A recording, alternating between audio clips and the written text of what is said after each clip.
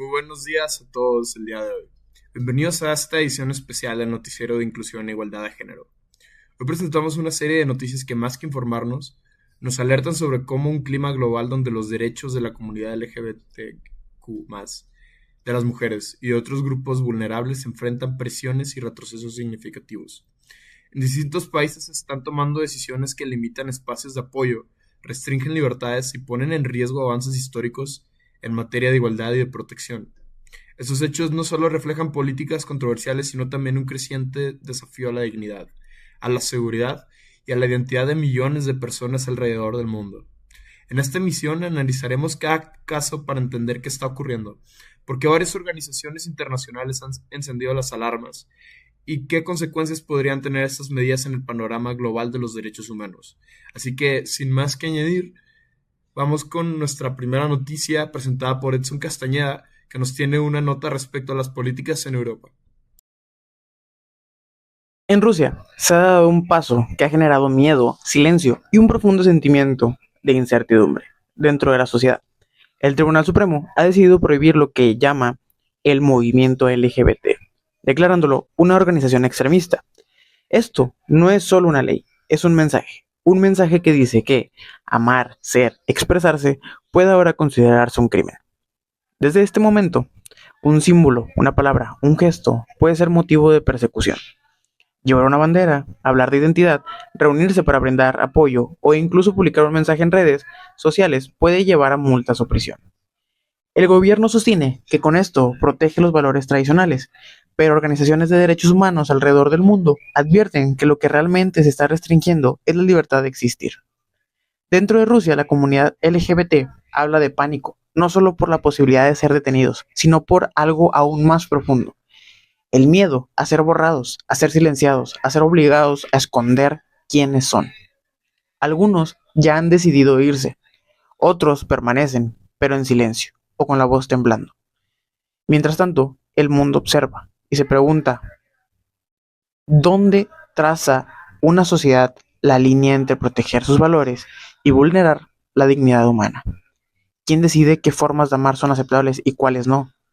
Hoy, este fallo no solo afecta a una comunidad, nos obliga a reflexionar el valor de la empatía, la libertad de identidad y el derecho básico de ser uno mismo, informó Edson Castañón.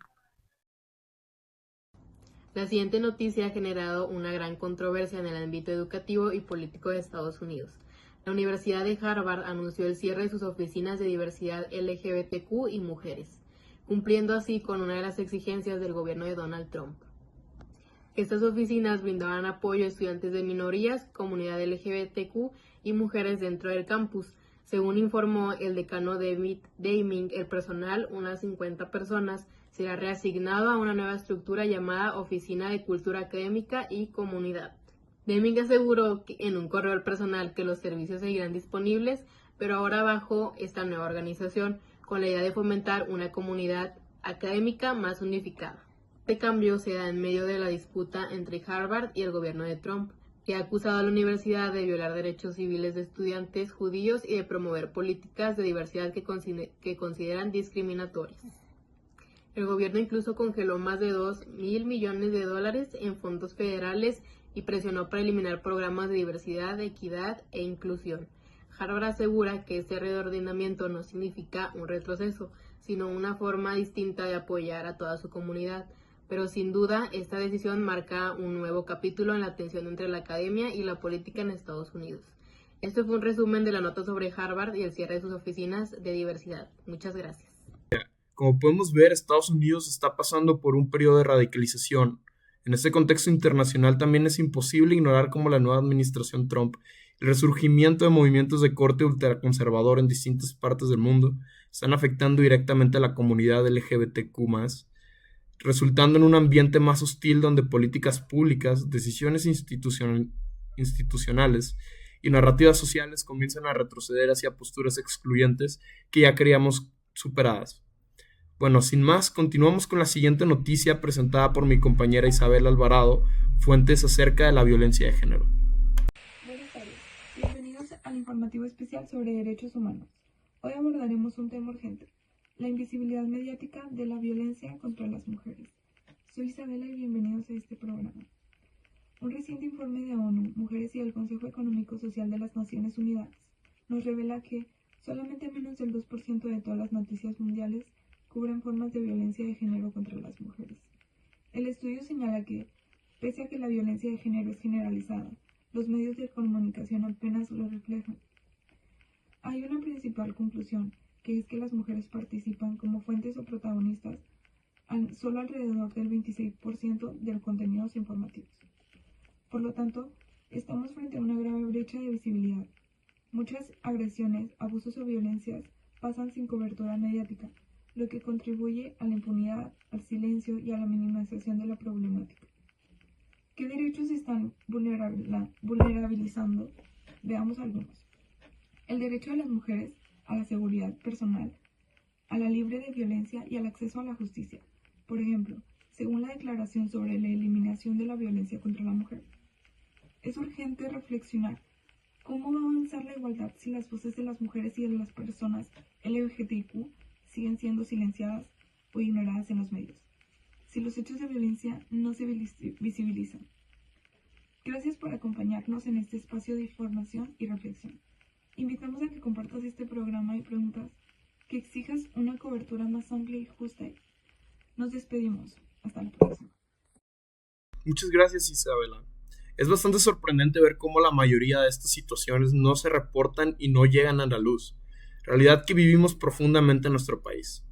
Bueno, para continuar con la sección de igualdad de género, ahora tenemos una noticia de nuestra compañera Fátima Castañeda acerca de políticas de los derechos de las mujeres. Hola, muy buenas noches, mi nombre es Fátima Castañeda y les vengo a presentar un informe de ONU Mujeres en el que se publica un estudio global que se realizó, en el que se revela que solamente una cuarta parte de las personas que aparecen o son escuchadas en las noticias son mujeres. Es un avance casi nulo en casi 15 años en los que se supone se intenta integrar más al género femenino. Esta violencia de género casi no tiene presencia mediática. ¿Qué significa esto? Distintas formas de violencia de género, tanto en línea como fuera de, aparecen en menos de 2 de cada 100 noticias a nivel mundial. ¿Se dan cuenta de lo desbalanceado que es esto? Además, las personas de género diverso representan apenas el 0,4% de los temas y fuentes que aparecen en los noticieros. A estas historias, a estos sucesos en los que aparecen mujeres, personas de género diverso, no se les da la atención que se les merece. Sin embargo, se les da un poquitito más de foco gracias a las redes sociales o a los puntos mediáticos como estos videos cortos, TikTok, Instagram. Sin embargo, medios oficiales de noticias desean no tomar estos casos, no integrarlos a sus noticias a pesar de que son lo del día a día. Este informe también nos señala que el periodismo que combate estereotipos está en su punto muchísimo más bajo en 30 años. Este es un reflejo de una creciente resistencia contra los derechos de las mujeres y niñas. ONU Mujeres nos pide a todos hacer un poco más de conciencia, un cambio radical en las estrategias de los medios, advirtiendo que los enfoques tradicionales que tenemos casi siempre no serán suficientes para revertir la desigualdad que siempre ha estado persistiendo. Muchas gracias.